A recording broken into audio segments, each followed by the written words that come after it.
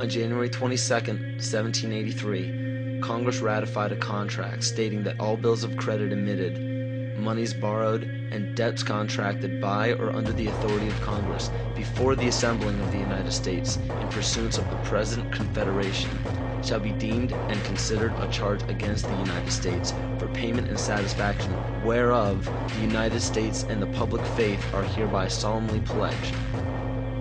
The party that the U.S. owed these loans to? King George.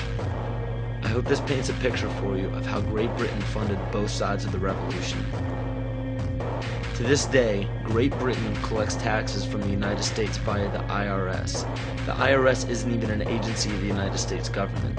If you don't believe me, look up IRS Publication 6209.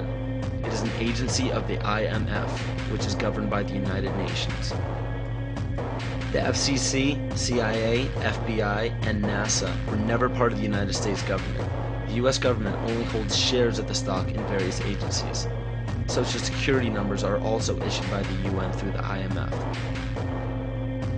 The Civil War, which lasted from 1861 to 1865, was also instigated by Amschel Rothschild to divide the United States and force it into debt with a central bank. The goal was to put the country of the U.S. back into the hands of Britain through huge loans taken out for munitions. To do this, it was crucial to put a controversial issue in limbo such as slavery. Knowing full well that the Declaration of Independence would create an uproar among southern states that depended heavily upon slave labor, it was signed in Philadelphia, Pennsylvania by 35 people, 33 of whom were Freemasons. John Brown was a Mason and a Rosicrucian who was brought to power by William Lloyd Garrison and Senator Charles Sumner, both descendants of the Illuminati bloodline. With the help of the New York Times, John Brown was built up to be a hero in the anti-slavery movement. Ulysses S. Grant, former president, was born Hiram S. Grant. Hiram was a pagan sun god. This name was given to him by his father, Master Mason Jesse Root Grant. Jesse Root Grant worked for John Brown's father and then went on to work for E.A. Collins, one of the 13 Illuminati bloodlines. Ulysses S. Grant was brought to power rapidly with help from Collins.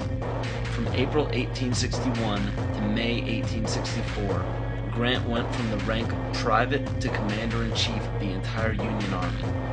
Once Grant was appointed president, his cabinet consisted of 8 Freemasons, including Alphonso Taft, which was William Taft's father, who was also an ancestor of Bill Clinton. Jonas Mills Bundy was one of the 13 Illuminati bloodlines, who was also the presidential advisor to Grant as well as the next 2 presidents.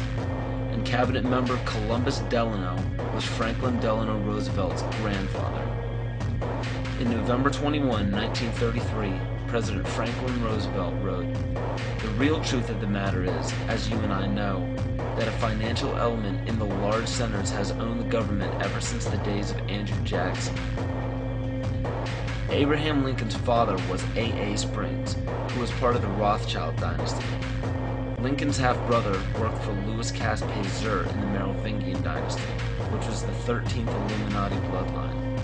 Pasteur also owned Jekyll Island, which was where the Federal Reserve Bank was created. In the mid-1800s, Abraham Lincoln and the Whigs were trying desperately to keep Andrew Jackson from establishing a gold standard called the Independent Treasury System. Lincoln and his party fought to set up a central bank, making such public speeches as, "Under a gold and silver standard, all will suffer more or less, and very many will lose everything that renders life desirable." This statement resounds elements of scare tactics in this speech and other speeches on the matter given by Abraham Lincoln. They give no real evidence or explanation. In the early 1900s, after a failed attempt for Woodrow Wilson to set up what was called the League of Nations following World War I, Wilson and his advisor, Colonel House, set up the Institute of International Affairs.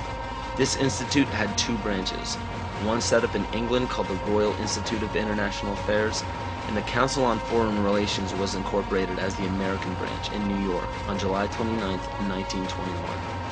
Founding members include Colonel House, J.P. Morgan, John D. Rockefeller, and a few others.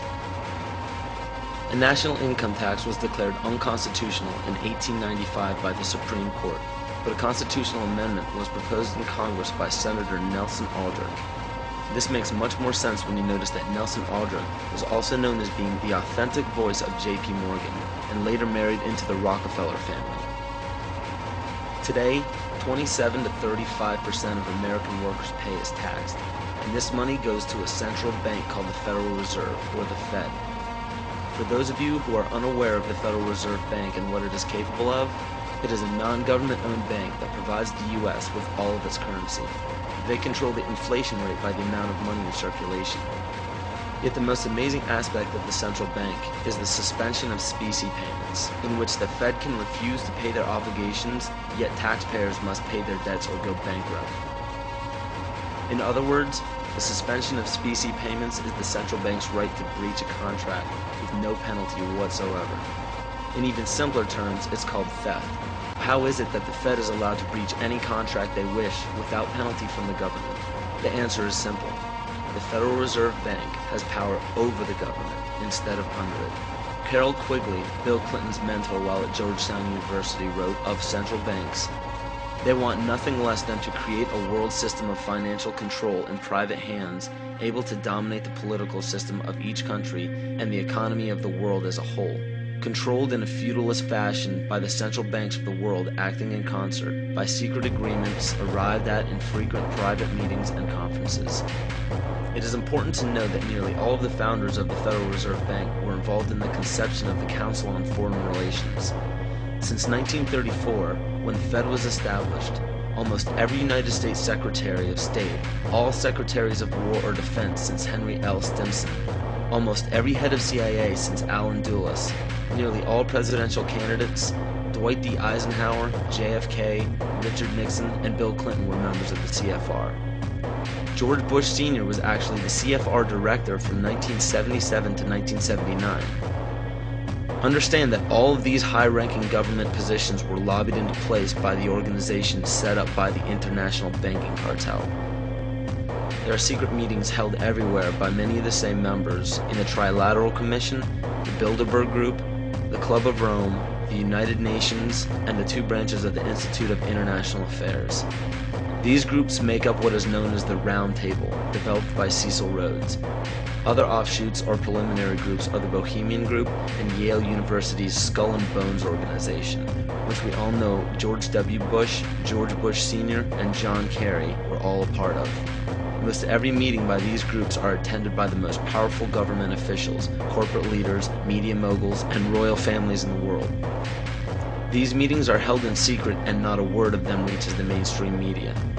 How is it that so many powerful people can attend meetings alongside the mainstream media and not a mention of it makes it to the public? This all may start making more sense when you start understanding that common citizens aren't meant to know what is happening at the top. Is there any dispute that to gain power in our day and age, it takes strategy and intelligence rather than brute force? Logic will tell you that in any sport or game, to claim victory, you must keep your moves strategic and secret. Why would it be any different in global politics?